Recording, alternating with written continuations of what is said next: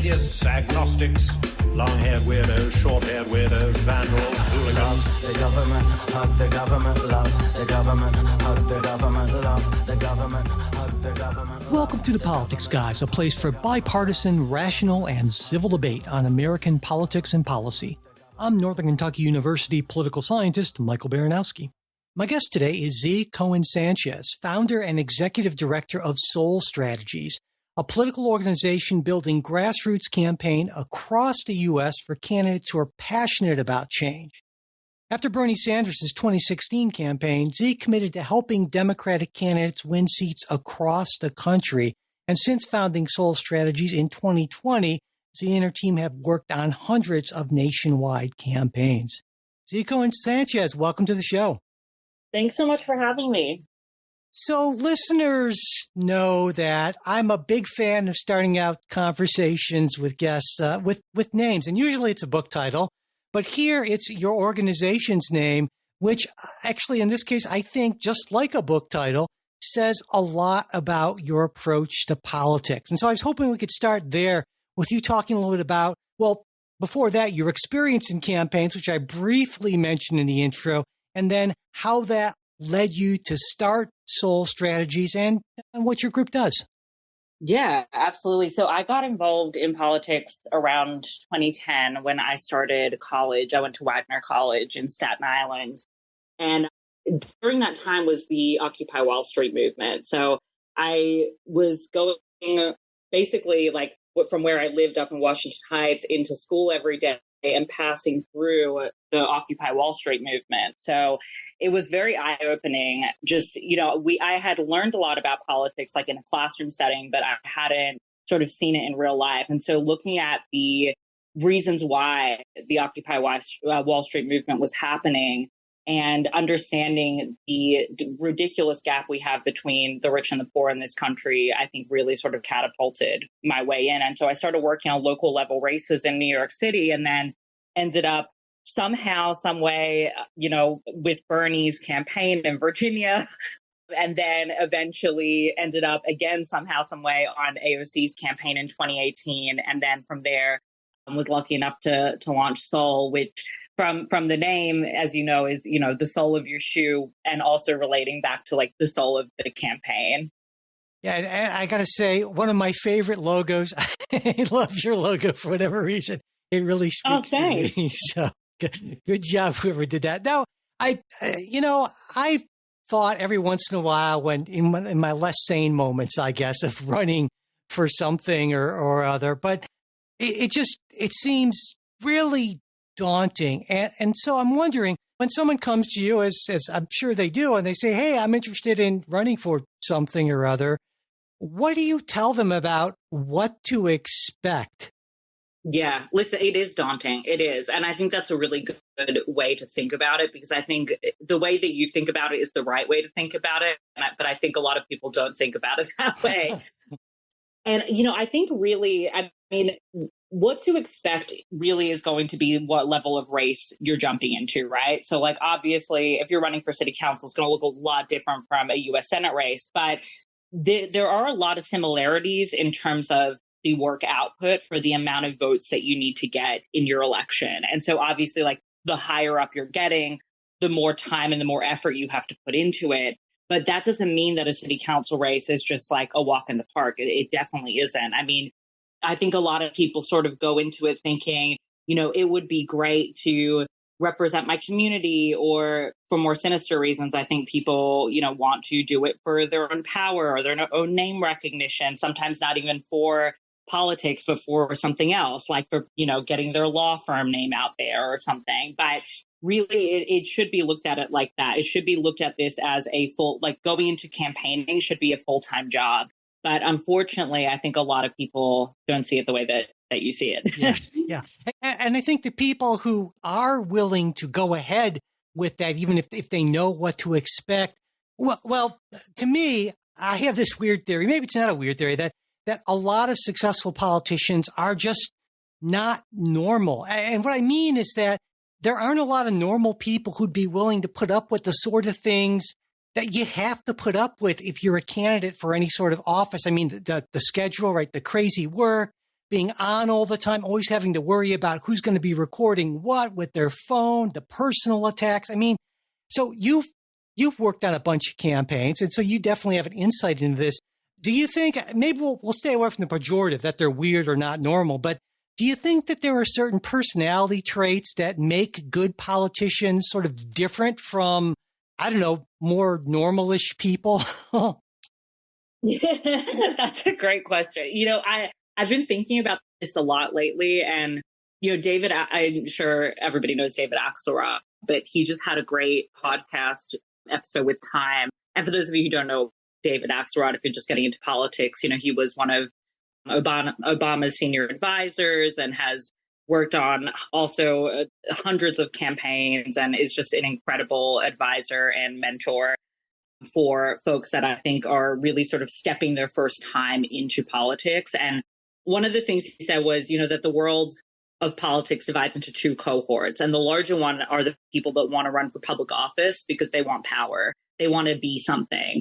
And then there's a smaller, more admirable cohort that they run for office because they want to do something. And so I think that that's a really that's the best way to look at it, I think, is that do these people share similarities between those two cohorts? Sure, right? I think a lot of those people are kind of stressaholics, which can be a good thing. I mean, you definitely need to be able to handle stress in politics. And I think that, they aren't as afraid as like the average person to put themselves out there, which could also be a good thing. But I think that the differences is really that, right? Either you want power or you want to do something. And I think finding that smaller, more admirable cohort of the people that want to do something is really difficult. And one of the reasons why I come out and do podcasts like this to hopefully try and find those people. In preparing to talk with you, I, of course, checked out Soul Strategies, and looking at the site, one of the things that struck me was the number of times flipping seats was mentioned. And of course, that's a tough thing to do, to flip a seat, at least, at the congressional level, because the vast majority of seats aren't at all flippable. And so when you're advising someone who's thinking about getting into a race to possibly flip a seat, and in your case, it would be from R to D, what are the main things you take a look at when you're saying, well, is this something that's worth your time or that we should invest in, that sort of thing? Yeah. So what I'm always looking for because I'm one of those people that I think any seat can be flipped. And I've had a lot of people tell me that I'm crazy, that there's no way. Now, when I say every seat can be flipped, I'm not talking about necessarily in one cycle, right? So I completely agree that there are seats that simply cannot be flipped because the numbers aren't there. However, in almost all of these situations, we have, yes, a small number of Democrats that will come out for every race, no matter what, right? And we have a larger cohort of Republicans that will also come out no matter what. But what people very rarely look at are who are those unaffiliated voters? Who are those independent voters? Who are those young voters that are just getting registered? Who are those people that haven't voted in 10 years because they're disillusioned with the system? That is the area of flippability, right? And so when I talk to my candidates that are going into deep red districts and looking to flip them over multiple election cycles, that's what we begin to speak about, not about necessarily the win number, which a lot of people want to talk about, because again, those Dems are going to come out no matter what. But how do we fill that gap? How do we fill the gap with those undecided, disillusioned younger voters? And there's a lot more people there than I think people realize. When we look at numbers, particularly in places like Georgia and Wisconsin and Pennsylvania, I mean, those numbers sometimes are far, far, far larger than the registered party constituents. So it's definitely possible, but it just means that we have to look at the race a little bit differently. I would expect that in that sort of situation, it would be challenging sometimes to find really good candidates, because if you start out by saying, listen, you're not going to win, but we're hoping that maybe 5 or 10 years from now that this will be a flippable seat, that would take a very special kind of person to sort of go in there to sort of seed the ground, as it were. It does. It's so incredibly rare to find somebody like that. We've been very lucky to find a few people like that, but keeping in mind that, we work on 200, 250 races ish per year, right? So we're talking to a lot of candidates. Like, we're a big organization. I mean, I talk to, on average, anywhere between, on a slow week, sometimes 12 candidates, and on a busy week, up to 70 candidates. And I do that year round. So I talk to a lot of people. And yeah, I mean, it's very, very difficult to find that cohort that want to do something, you know, and finding them, when we do find them, we want to nurture them. And that's a big part of the party infrastructure right now that is lacking, because, you know, the party finds people in a lot of these places, and then they don't have the infrastructure to be able to support them to run a real race. And so that's a big part of what we're trying to do here, is we're trying to step in and say, hey, you know, you want to run and you want to be that cohort that want to do something, well, we can help you put the pieces in place. But really what we're looking for in somebody, and what, you know, makes a great candidate, is somebody that has the hustle. And that is, again, very, very difficult to find. Yeah. And I guess, you know, there's this thing I've heard for a long time, that Republicans, for whatever reason, for the last, I don't know, since 2012, 2014, have been a lot better at developing a farm team, right? Local party building, getting candidates into those lower level offices to kind of seed the ground and prepare the candidates to run in and win or do well in higher profile races. And I'm wondering, I guess, two things about this. Number one, do you think that that's accurate, at least in recent history? And if so, why do you think there's this disparity between Republicans and Democrats on this? Yeah, I think that they do. And that's why a lot of my very close friends are Republican strategists, because they understand this much, much, much better than we do. I think for a few reasons. I think that they have set up their party infrastructure in a way where they're recruiting new people all the time. And that just has not been the case for the Dems. Why? I'm not sure. I think part of it is lack of funding. I think the Republicans just have more money than us. And so I think that gives them more of an opportunity to be able to have year-round staff in some of these places. But I mean, we've gone out to places in, you know, rural Pennsylvania and rural Virginia and rural Arkansas, and there literally is no party infrastructure at all. It's not even a matter of, you know, oh, well, we just have volunteers or we don't have the money. There's literally is no party infrastructure. And so that is something that doesn't happen in the Republican Party. They set up the party infrastructure wherever they need to be. They find money and they set it up and they're there. And I think that we just haven't done that. Lack of resources is definitely one of the things, but it's not the only thing. I think we've had an unfortunate sort of lack of leadership at the top, which has been, well, you know, we could talk all about that and where we are now, but I think that that's been a big part of it is lack of leadership at the top.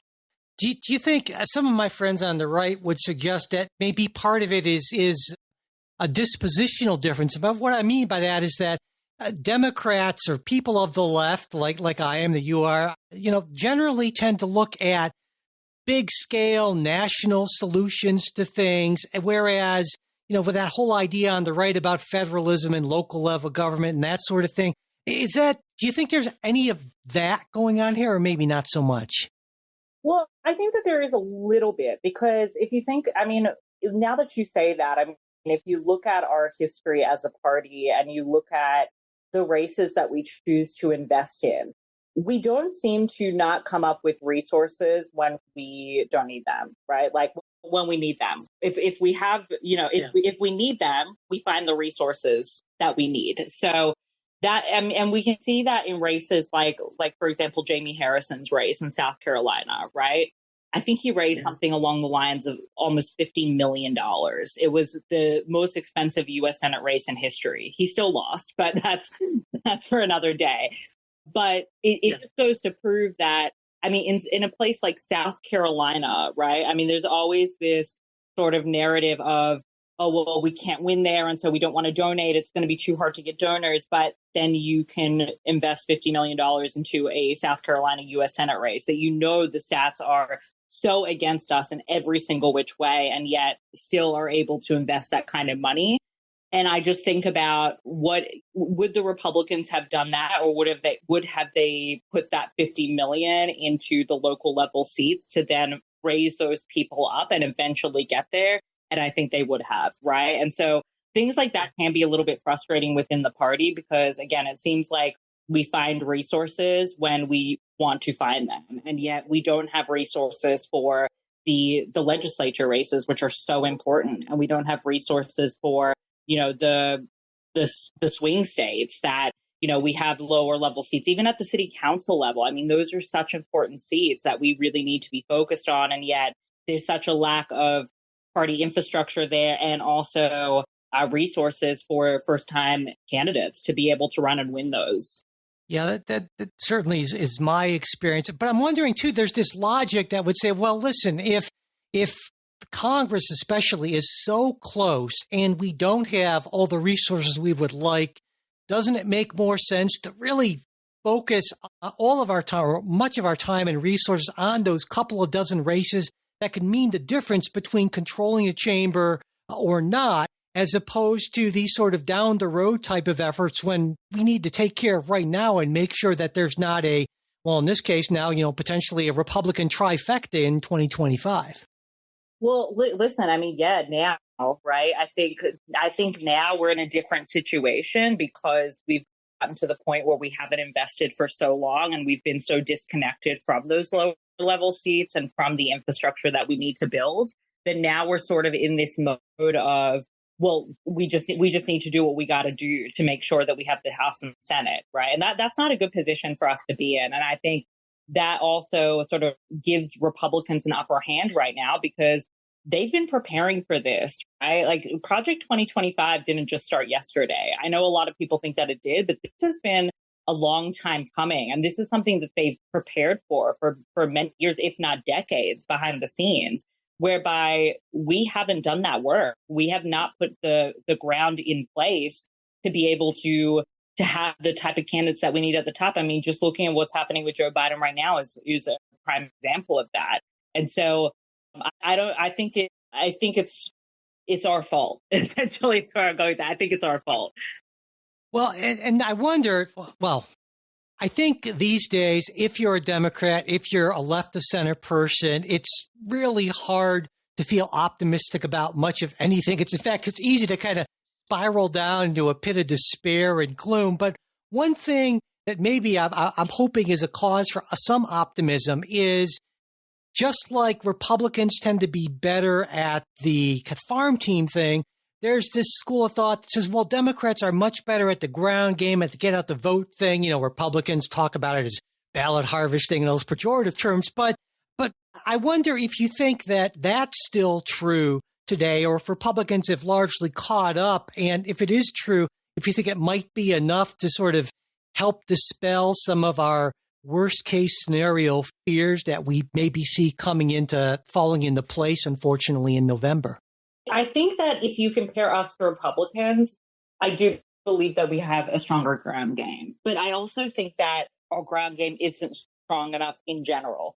So we know pretty much from every study that canvassing is definitely the highest voter conversion rate that you can have in campaigning.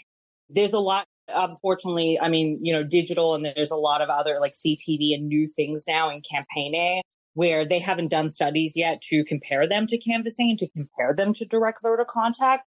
So I think we'll find out a lot more in the next decade about what is more effective. But everybody knows that canvassing is still, even though it is the oldest form of organizing, is still the most effective form.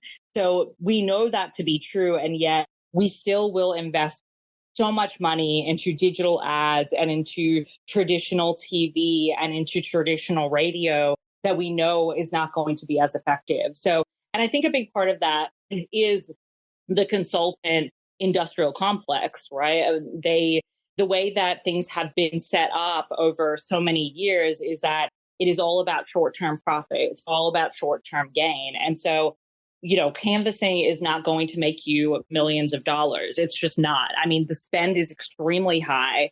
It's extremely difficult because you're dealing with people, right, that you have to send out to the field and you have to monitor and make sure that the data is right. And all of those things, it's a lot of work to put on a ground game. But I think most consultants just don't want to take that on. And I just don't think that there's enough money in it for them to want to take it on. And so I think that, again, we need to switch our idea around about how we campaign. And I think that we need to focus more on doing those in-house strategies and then using the consultants for finding those persuadable voters through the digital method. So once we collect that information through canvassing, then taking those undecided persuadable voters and hitting them with CTV and hitting them with digital is a lot more effective than wasting our money on so many people that are never going to affect the outcome of the election because they're just not going to vote. I guess my reaction to ads, I try to remind myself that I'm sort of very weird because I'm not the target audience for hardly any of these ads. But when I see them and it's hard to escape them, right, I typically tune them out because it seems to me when I try to think about them through the lens of maybe a persuadable voter, I think, how is this going to do anything but sort of whip up the respective bases? I guess I don't see too many ads these days that feel to me like they're trying to persuade anyone of anything aside from the fact that if the other guy is elected, the country is just going to be destroyed in short order. Yeah, well, and that's the challenge that I think that Dems are faced with right now is that kind of messaging may have been effective for 2020, but and mostly actually for 2016 before Trump even got elected. But I think now that we've gone through that Trump presidency and that, the world hasn't fallen as much as we've lost so many rights. And I think that the average person that isn't involved in politics can't comprehend what that looks like. And so I think that kind of messaging is sort of falling flat on its face, where I think the Dems went in thinking that was the right strategy was don't worry about who we put in. It's fine. Like, it could be a ham sandwich, but just make sure that you're not going to vote for Donald Trump because it's going to be a loss of democracy. And that type of messaging might work on you and me because we follow politics and we understand what the loss of democracy looks like. But when you're saying words like loss of democracy to an average voter, they can't begin to even comprehend what that means. A lot of people probably don't even know what the terminology democracy is, right? Like, to just think about like that word in practice. I think a lot of people would struggle with that. And so I think that the Dems are, again, just using terminology that doesn't connect with the average voter. What the average voter is concerned about is how their personal life is affected. How have gas prices gone up? What does the economy look like? What does public safety look like? These are the things that they care about. And these are the things that Donald Trump is talking about. So they're gravitating more towards him. Yeah, well, I think about that, right? That the famous Bill Clinton campaign slogan they had in the war room, right? It's the economy, stupid. And okay, it's probably not just the economy, but maybe it's the economy, abortion, at least on the left, immigration on the right.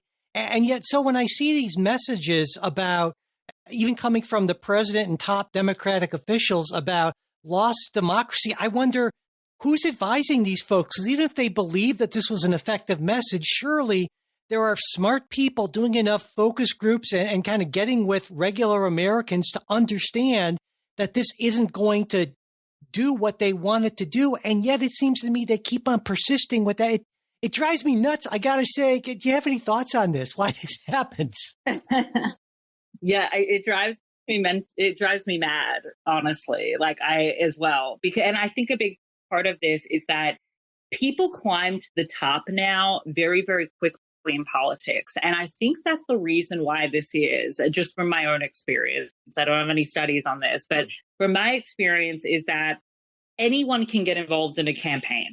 It's very, very easy. I mean, you could just walk into pretty much any campaign and you can get involved. And because it's such a grind and because it's such a hustle and because it's so exhausting, the turnover is absolutely insane. So most people that are working in in campaigning specifically, not so much in policy, and, once folks are elected on the government side, it's a little bit different because, the day-to-day is just not as stressful as it is on the campaign side. But at least on the campaign side, the average person working on these campaigns is usually between 18 and 25. Most people by 25 are completely burned out.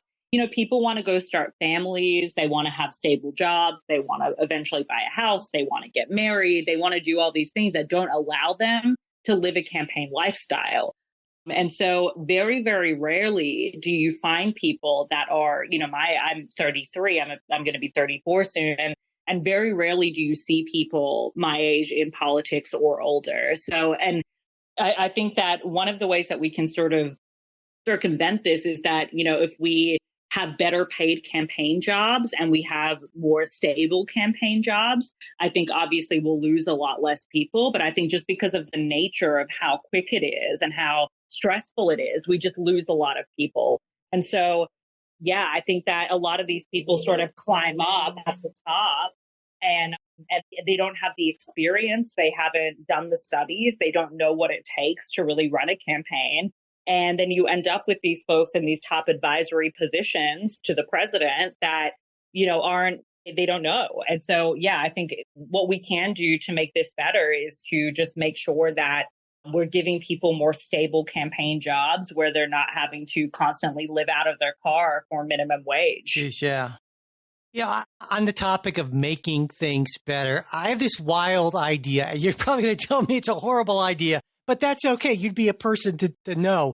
Because if I ever were to run for office, I have this fantastical idea that I would want to do something radically different, like an almost entirely positive campaign where I would say, I'm not running against anyone. I'm running for the people of my district or my state. And there's a part of me that desperately wants to believe that a campaign like that could somehow resonate with voters, especially with those undecideds who are so disgusted by the politics of personal destruction and all the negativity. But then the realist, the cynic in me says, hey, if that were possible, then someone would already have done it, and no one has, so therefore it's impossible. So you're going to tell me this is just a bad idea, right?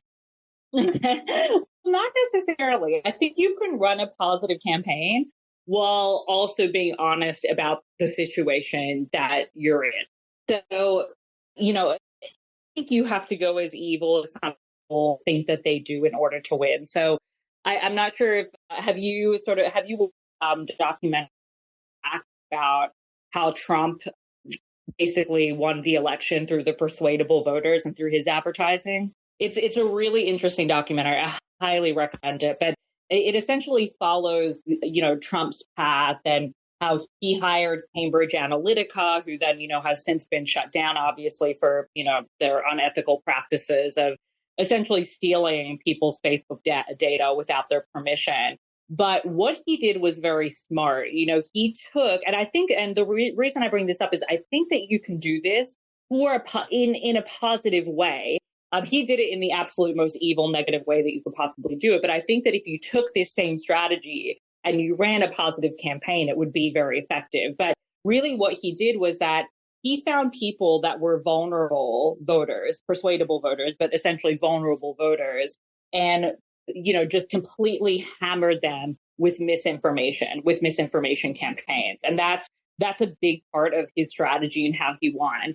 I think that if you were to run a positive campaign, I think you could do that by targeting not people that are persuadable in like a negative sense, like in they're vulnerable, but finding voters that are looking for that positive messaging that they just haven't gotten, because there are a lot of voters out there that really don't gravitate towards negative messaging. That is definitely true. And I think that if we had a better way to find them without exploiting them by stealing their Facebook data, I think you could run a really strong campaign.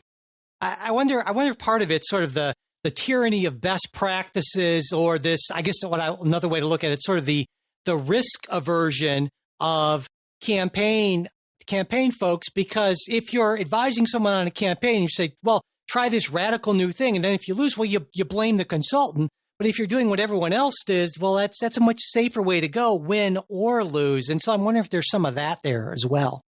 I think that there definitely is. I think that the best way to go about it is that thinking about how do you persuade voters specifically in your community? And I think that that's very different community to community. Like the way that we persuade voters in a New York City mayoral election, which hopefully will work on next year against Eric Mark Adams is going to be entirely different than the way you would persuade voters in rural Arkansas. And I think that a lot of consultants, they sort of just do the same tactic over and over again. And sometimes, I mean, there's a reason for that. You know, there are studies that show that X, Y, and Z work. But I also think that you got to take into consideration the type of voters that you're speaking to. Yeah. And I guess that's really at least a two-level game in my mind, because while you have to take that into consideration for the specific district, then you have to worry about potentially the blowback of things that work really well in, say, a super progressive district being used against you in other districts. And I think, you know, gets at, I think, a lot of the critique of what people will call, you know, sort of wokeness, or the really progressive wing of the Democratic Party saying, oh, they care about their own little enclaves, and they don't understand how this is hurting us in these much more rural, much more conservative sort of areas. And I guess there's a natural tension there. But what do you think about when you hear people saying those things? I'm sure you do. Yeah, I definitely do. And I think that it really depends on the candidate's trajectory and where they're going. So for somebody like AOC to call herself a socialist, which I don't think she ever or maybe she did in the very beginning, but I don't think she has like stance, right? Be very damaging later on when you're trying to run for a statewide race somewhere in New York, right? Where you're, you know, talking to voters in upstate New York who are largely Trump Republicans. And then, you know, maybe even running for president, I mean, could be really, really detrimental. I don't think we could win if they called themselves a socialist, unfortunately, in this country. So I do think it like matters on the trajectory in which the candidate's going. But I agree that, yeah, you have to be very, very careful about that type of language that you're using. And see somebody like Bernie for that, because he was very, very specific about the words that he used and how he used them to make sure he wasn't alienating voters. And I think a lot of these younger folks aren't necessarily doing that, and that could come back and hurt them later on the line. And that makes me wonder, kind of going back to something you said earlier about so many of the people in these upper level positions being younger. And one of the advantages, I think, of being younger is you've got energy, enthusiasm, and you're, you know, this kind of true believer. And that's a powerful thing. But also, I think it's sort of hard to take a step back and understand the kind of longer term strategy. And so it's kind of a mixed bag. It is. And I think a big part of the struggle with it is that how do you speak to voters, craft message for voters when you don't have the life experience to experience what they've experienced? I think that's a big struggle, is that, you know, when you're living, you know, with your parents, or you haven't experienced that, you know, that your own, where you are struggling to afford rent, you're struggling to afford groceries. It makes it very, very difficult to speak to those rural voters. I think there's a lot of distrust amongst those voters about how, you know, I mean, you hear it all the time from them that the Democrats are discounting Democrats. All they care about is raising gas prices, which is all, I mean, it's all nonsense. You know, the president has nothing to do with gas prices. The narrative comes from somewhere. The narrative is coming from a place that they feel that they're unheard, and they feel like somebody like Trump is more neat. And that's largely true. If you look at the Republican side, I mean, a lot of these strategists, you know, are a lot older. I mean, one of the guys that was just working on, not Josh Hawley's race, I think it was the Virginia governor's race. I can't remember, but he's a big strategist now on the Trump side, and he's really, I'll drop you the link for, I don't know if I want to advertise him because he's horrible, but a fantastic strategist. And he's like 55, and, you know, I mean, he's been through campaigns for, you know, 2 decades almost, like since he started when he was a teenager, and he really understands messaging. You know, people like that, you know, when they're working for the wrong side, I mean, if you're good at this, it's very dangerous. So I think that, yeah, as Dems, we need to be clever as they are at getting people in and keeping them in and nurturing them and making sure that they're rising up on the ladder.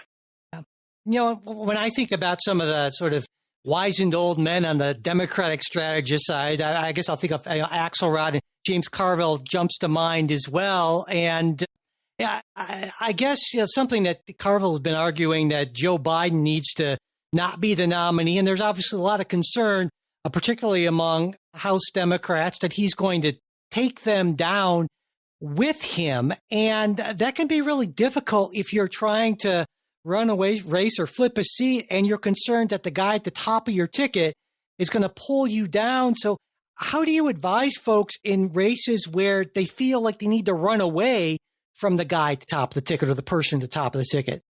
Sometimes you do. I mean, that is the reality of what we're faced with. It makes me sad because I love Joe Biden. I think he's a great guy. I think that it's really hard to find people that, like what we were talking about earlier, like Axelrod had pointed out, that cohort of people that want to do something. And I think that Joe came into this as that person 50 odd years ago. And I think he's largely stayed that way. I don't think like he's been corrupted by money like a lot of these folks have. I think that like he's just genuinely a good man.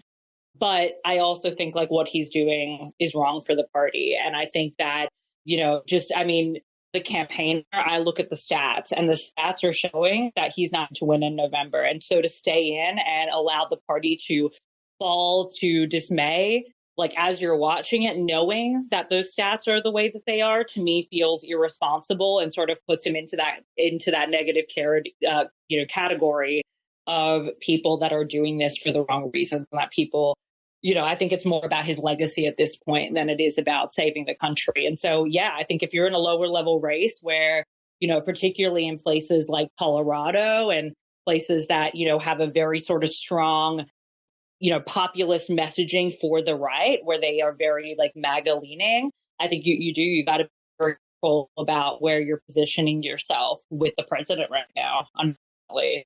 Yeah, and it just, as a person of the left, albeit the center left, I take a look at how things are. And granted, we still have a ways to go before the election, and all elections and all kinds of things can happen. But when I look at not even my worst case scenario, because I don't even want to go there, but when I look at sort of my most plausible outcome scenario right now, we're talking a 300 plus electoral vote victory for Donald Trump, probably 52-48 Republican Senate, a small Republican House majority. And so, in other words, a Republican trifecta. And then if Justice Sotomayor doesn't retire, and I'm guessing she doesn't, the possibility of a 7-2 Supreme Court. And that it's sort of hard not to freak out a little bit about that, especially if you're a person of the left. So, do you think I'm being too pessimistic here about my sort of what I call my plausible scenario? No, I think your plausible scenario is unfortunately could end up being the best case scenario if things keep going on this trajectory. I think that, the biggest issue that we're faced with right now is that things just keep getting progressively worse. So, and not to be a pessimist at all, because obviously I work in campaigning because I am an optimist. I believe that we can change this country. If I didn't believe that, I wouldn't do this work. But I do think that in terms of the presidency, first we have a bad debate, and that's something you can bounce back from. I told everybody that after it happened. I think, people have bad nights. Joe Biden's 81 years old. He had a bad night because of his age. That's okay. We can come back from that. But then when you continue to sort of double down, like then he had the conversation with Stephanopoulos that went horribly for a multitude of reasons. And then, the Trump attempted assassination. And, I think that the worse and worse that we let it get, it's what your scenario is could end up being it could end up being a good outcome, honestly, compared to where we could end up being. So I think we definitely at this time, yes, we have quite a long time before the election, but it's not that long in terms of campaign timeline. And so I think we got to do what's right for the party right now. So let's flip away from that pessimism, and maybe you can give me a sense of your most plausibly optimistic scenario for how things could potentially turn out, both obviously presidential and House and Senate races, and maybe even more importantly than that, what you think Democrats need to do differently, do more of, do less of, what have you, to make that scenario more likely. Yeah, we have to focus on the ground game in the key states. That is absolutely, and I know that we have key states right now that we do not have a robust ground game, and that should not be. It just shouldn't be. We should be out there knocking every single door, every single voter, in every single swing state in this country. And even more so, I mean, then there are other states that aren't even considered quote unquote swing states, but that, we're winning by just a very small margin, or Trump is winning, by a smallish margin. We should be out there too. And we're not in all of those places. And that's concerning. But I think ultimately the best case scenario here is that Joe Biden wakes up and he does the right thing by the people of this country and by the party, and that he steps aside, and that person who takes over is either Michelle Obama or Kamala Harris, and that they sort of take the reins and we win big in November and we continue to build out the party infrastructure from there. And I do believe that if we have a strong person like that, if we have somebody like Kamala, if we have somebody like Michelle Obama, that I do think that the future of this country looks very, very bright. I think that we can really pad up our coffers a lot. I think that a lot of people will come out and donate that haven't donated before. We can have sort of a Bernie Sanders style campaign. And I think that could really, really help these down ballot races. And I think it's very possible that we walk away with, Congress, the Senate, and we walk away with the presidency if we do the right thing right now. I know a lot of folks on the left have this sort of dream candidate of, Michelle Obama being that sort of dream candidate. And I'm wondering, my sense is that she doesn't have a whole lot of interest in the job, and it's just sort of a wishful thinking thing on our side. But what do you think? Do you think there's any reasonable chance that she would even seriously consider it at this point?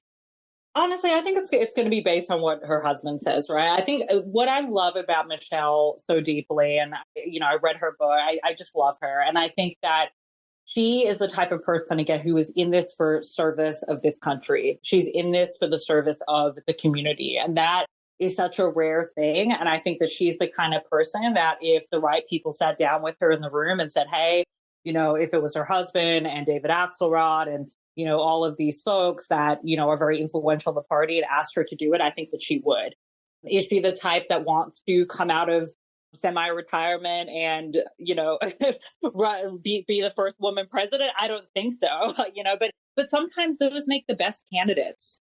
Often they make the best candidates. And so I would, statistically speaking, she would do a lot better than Kamala. Will the party go that way? Probably not, just because I think, it would not be a good look to sort of bypass the vice president and go to somebody that, arguably in their mind would quote unquote not have traditional experience beyond being the first woman, which I think is a lot of experience. But you know what I mean? I think that they're going to have to go to Kamala just because, the situation at hand. Yeah, that's my take too. So one final thing for listeners who've gotten to this point, obviously very interested and engaged in politics. So what would you say to those folks who want to get involved and make a difference in campaign? What do you feel is the most effective way for them to do that at this point? Yeah, there's so many ways, but, I think that it depends on where your comfortability is and where your trajectory is. I think that if you're the type of person that feels like you would be a good representative of your community and you have the time to run for office, run for office. That's huge. We need better people to do that. If you're the kind of person that's not going to work for you for whatever reason, getting involved in your local party chapter, finding out if there is infrastructure there. And if there's not infrastructure there, working to build out that infrastructure, finding other people that are interested in doing that. There are definitely people all across this country that are looking to get involved, but they need leadership to be able to do that. So if you have leadership qualities and you have interest in building out that local infrastructure, that is incredibly important. Well, we will stop there. Z. Cohen Sanchez, thank you so much for taking the time to talk with me today. Yeah, thank you so much for having me. Thanks for listening to this Politics Guys interview. If you're not already a supporter of the show, I hope you'll consider becoming one, because without our supporters, we wouldn't be able to do this. And when you become a supporter, you get not just that warm, fuzzy feeling knowing that you're supporting a good cause. I like to think we're a good cause, but you also get stuff like ad-free versions of everything we put out. You get our supporter exclusive midweek show, the full length of that, not just the preview. And you also get to be part of our Discord group if you want. And there's always some interesting conversations going on there. At the $10 a month level or more, you get to actually be part of the episodes Jay and I do, if that's something you're interested in. So there's a lot of stuff is what I am saying. And I hope you'll consider checking it out. And to do that, just go to patreon.com/politicsguys. If you want to support us on Venmo, we're at Politics Guys. You can also support the show through PayPal. And all of our support links are always in the show notes, as well as at politicsguys.com/support. And as always, I want to close with a very special thank you to our wonderful executive producers, Bruce Johnson, Wilma Moreno, Daniel Toe, Ryan Beasley, and Don Oglesby.